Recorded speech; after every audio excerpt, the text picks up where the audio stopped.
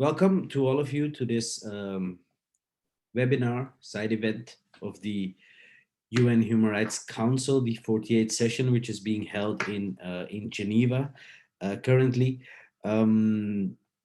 It's now held virtually, so this will be later accredited as a UN HRC side event.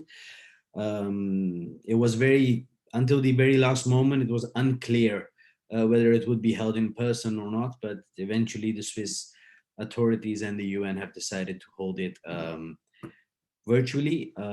We hope that things improve for the next session in March, and then maybe we can welcome you in Geneva itself. I know that Dr. Krona was supposed to come, I guess, what is it now, 1 year ago, 1.5 year ago, and then it got canceled a day before. Well, that's the uncertain times we live in. Nevertheless, welcome. This is as I said, a webinar side event on terrorism and technology organized by EFSAS, the European Foundation for South Asian Studies. EFSAS is located in Amsterdam. It's an EU-accredited independent non-profit think tank and policy research institution. It focuses mainly on political, economic, and social cultural themes in South Asia. We specifically focus on issues like terrorism, Indo-Pak relations, and the Jammu and Kashmir conflict. What we have seen recently is, of course, that these issues, which are broad themes, are intertwined with a lot of other issues. Now, for example, Afghanistan is very much intertwined with this issue, and even something which is outside of China, but outside of South Asia. But for example, China is also intertwined a lot with this issue, especially with Indo-Pak relations, but also with Jammu and Kashmir.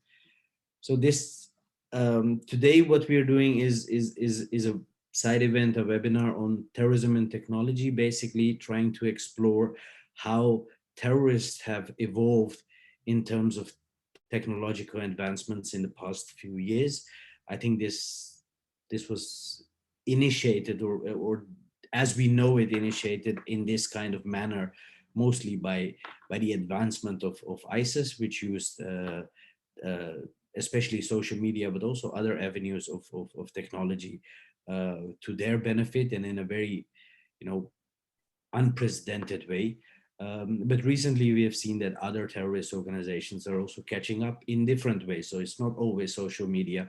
We saw, for example, and I think Dr. Krona will at some point of time talk about that. We saw, for example, recently an attack in Indian administered Jammu and Kashmir by terrorists with a drone. Well, that is unheard of, 5 years ago or even 2 years ago. So we hope to learn about these new ways of warfare which terrorists and terrorist organizations are using. As of now, I don't know whether you can see it. As of now, we have 37 participants which have joined, and I think more will join as well. I will just make a brief introduction of the people who will talk. We have Dr. Paul Stott, who is the head of security and extremism at one of UK's leading think tanks, Policy Exchange. He has also been for a long time a research fellow of EFSAS. Before this, he was affiliated with the University of Leicester and also SOAS in London. Then we have Dr. Vida Mehran. She's a lecturer at the University of Exeter.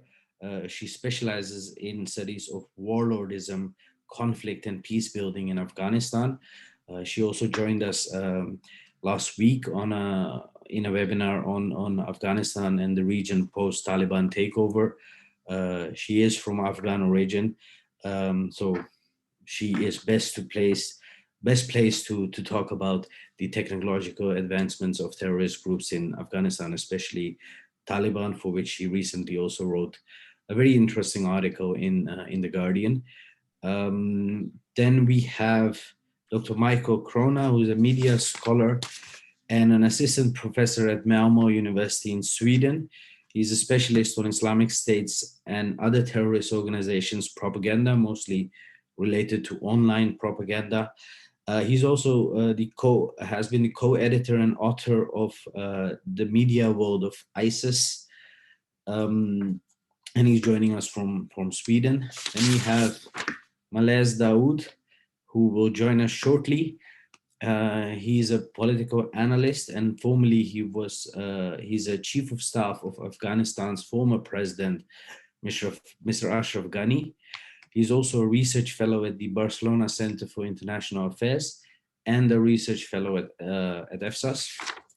And he will join us shortly. I just got a message, but let me finish this and then I'll let him join.